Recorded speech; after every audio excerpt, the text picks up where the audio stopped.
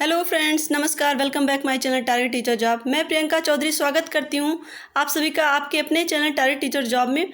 दोस्तों, अगर अभी तक आपने हमारे चैनल को सब्सक्राइब नहीं किया है तो प्लीज़ सब्सक्राइब कर लीजिए, साथ ही बेल आइकन बटन को प्रेस कर लीजिए ताकि हमारे सभी वीडियो की नोटिफिकेशन आपको मिल सके। तो दोस्तों, कल हमने पढ़ा था हिंदी व्याकरण में भाग 1, जिसमें पढ़ा था हमने वर्ण, वर्णमाला और स्वर व्यंजन। तो चलिए कल का पढ़ाया हुआ हम लोग फटाफट रिवीजन कर लेते हैं। सबसे पहला था वर्णमाला। वर्णमाला के अंतर्गत क्या चीज़ें आती हैं? सबसे छोटी इकाई जो होती है वो होती है वर्ण। भाषा की सबसे छोटी इकाई ध्वनि है। प्रत्येक वर्ण की ध्वनि अपना एक विशेष आकार रखती है जिसे वर्ण कहते हैं। दोस्तों, जो भी चीज़ें हम बोलते हैं, कोई भी चीज़ अगर हम कोई भी एक वर्ड अगर हम बोल रहे हैं जैसे, तो बोलने पे जो हमारे मुंह से ध्वनि निकलती है, उसी ध्वनि का जो आकार होता है उसी को हम वर्ड कहते हैं। जैसे हम बोल रहे हैं आ, तो आ जो बोल रहे हैं वो बोलने का जो आकार आया वो क्या आया? आ। उसी आ को हम वर्ण कहेंगे। अब हम देखते हैं वर्णमाला क्या है। वर्णों के व्यवस्थित समूह को वर्णमाला कहते हैं। हिंदी भाषा की वर्णमाला में 52 वर्ण हैं। हिंदी भाषा की वर्णमाला में 52 वर्ण हैं। अब हम देखते हैं वर्णों के प्रकार। नंबर 1 है स्वर। स्वतंत्र रूप से बोले जाने वाले वर्ण स्वर कहलाते हैं।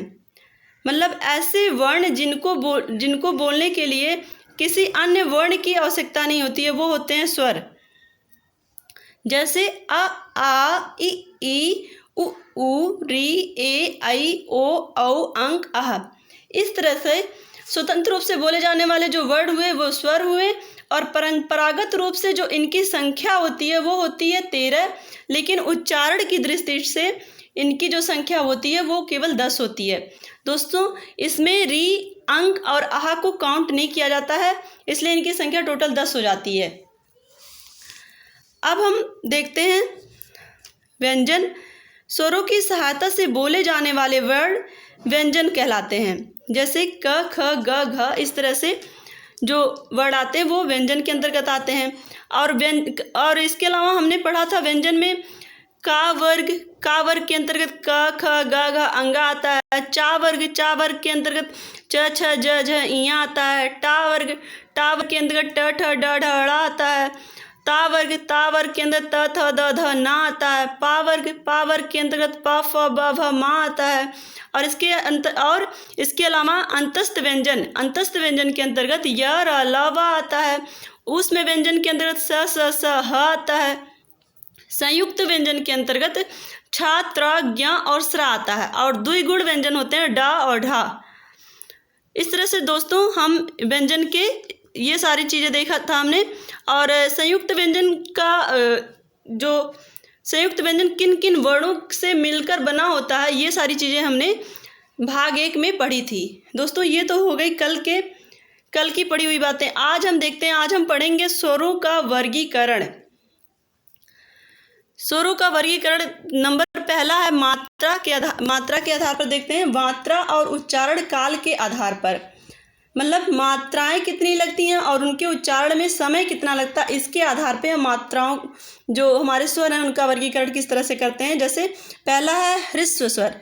जिनके उच्चारण में कम समय लगता है उन्हें कहते हैं हम ह्रस्व स्वर। ह्रस्व स्वर में एक मात्रा का समय लगता है, जैसे अ, ई और उ।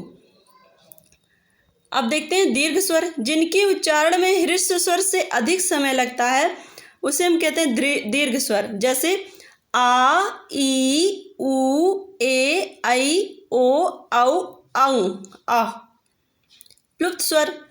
जिनके उच्चारण में दीर्घ स्वर से भी अधिक समय लगता है उन्हें हम कहते हैं प्लुप्त स्वर। जैसे किसी को पुकारने में, नाटक के संवादों में इसका प्रयोग किया जाता है। जैसे राम, तो ये जो बीच में 2 बार 3 बार केवल मात्राएं दिखाई दे रही हैं वो होता है प्लुप्त स्वर। ऐसे ही ओम में भी आप जब ओम का उच्चारण करेंगे तो उसकी जो ध्वनि होगी वो काफ़ी देर तक चलती है, तो इसलिए यहाँ पे प्लुप्त स्वर का यूज होता है। दूसरा है जीभ के प्रयोग के आधार पर। अग्र स्वर। जिन स्वरों के उच्चारण में जीभ का अग्र भाग काम करता है उसे अग्र स्वर कहते हैं। जैसे ई, ए, तो यहाँ पे हमारा जो जीभ का अगला हिस्सा काम करता है, तो इसे हम कहेंगे अग्रस्वर। नेक्स्ट है मध्य स्वर। जिन स्वरों के उच्चारण में जीभ का मध्य भाग काम करता है उसे हम कहते हैं मध्य स्वर, जैसे आ। अब है पश्च स्वर। जिन स्वरों के उच्चारण में जीभ का पश्च भाग काम करता है, जैसे आ, ऊ, ओ, औ, आ। तो इस तरह से जो वर्ड आते हैं वो आते हैं पश्च स्वर के अंतर्गत। अब तीसरा, ओठों की स्थिति के आधार पर आवृत्तमुखी। जिन स्वरों के उच्चारण में ओठ वृत्तमुखी या गोलाकार नहीं होते हैं उसे अवृत्तमुखी कहते हैं, जैसे अ, आ, ई, ए। तो यहाँ पे देखेंगे आपके जो ओठ का आकार है वो गोल नहीं हो रहा है। नेक्स्ट देखते हैं वृत्तमुखी। जिन स्वरों के उच्चारण में ओठ वृत्तमुखी या गोलाकार होते हैं उसे हम वृत्तमुखी स्वर कहते हैं, जैसे ओ, औ, ऊ। तो यहाँ पे देखिए जब हम ये उच्चारण कर रहे हैं तो हमारा जो ओठ है वो गोल हो रहा है, इसका ये मतलब है कि ये वृत्तमुखी स्वर हैं। अब चौथा है हवा के नाक व मुंह से निकलने के आधार पे निर्नुनासिक और मौखिक स्वर। जिन स्वरों के उच्चारण में हवा केवल मुंह से निकलती है, जैसे आ, ई, तो ये होते हैं निर्नुनासिक और मौखिक स्वर।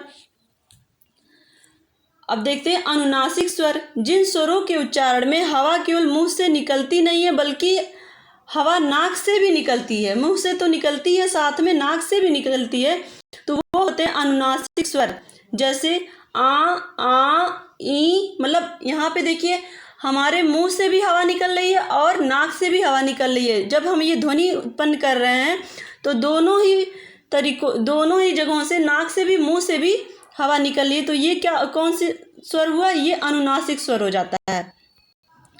अब पांचवा है घोषत्व के आधार पर। घोष का अर्थ है स्वर तंत्रियों में श्वास का कंपन। मतलब जब हम कोई वर्ड बोल रहे हैं, कोई भी स्वर बोल रहे हैं, तो हमारे जो सांस है उसमें कंपन होता है, तो उसको हम कहते हैं घोष। स्वरतंत्र में जब कंपन होता है तो सघोष ध्वनियाँ उत्पन्न होती हैं। सभी स्वर सघोष ध्वनियाँ होती हैं। इसका ये मतलब हुआ कि जितने भी स्वर हैं उन सारे स्वरों को बोलने में एक ध्वनि उत्पन्न होती है, इसलिए इसको हम सारे को सघोष कहते हैं। सारे स्वर में अपनी एक मात्रा छिपी होती है, तो जब भी कोई मात्रा का यूज करेंगे हम तो वहाँ पे एक कंपन तो होगी ही। इस तरह से ये सारे स्वर ही सघोष ध्वनियाँ होती हैं। तो दोस्तों अगर ये वीडियो आपको अच्छा लगा हो तो एक लाइक ज़रूर करिएगा। कल हम पढ़ेंगे व्यंजनों का वर्गीकरण। यदि आप हमें कोई कमेंट या सुझाव देना चाहते हैं तो कमेंट बॉक्स में ज़रूर लिखिएगा। Thank you so much. जय हिंद।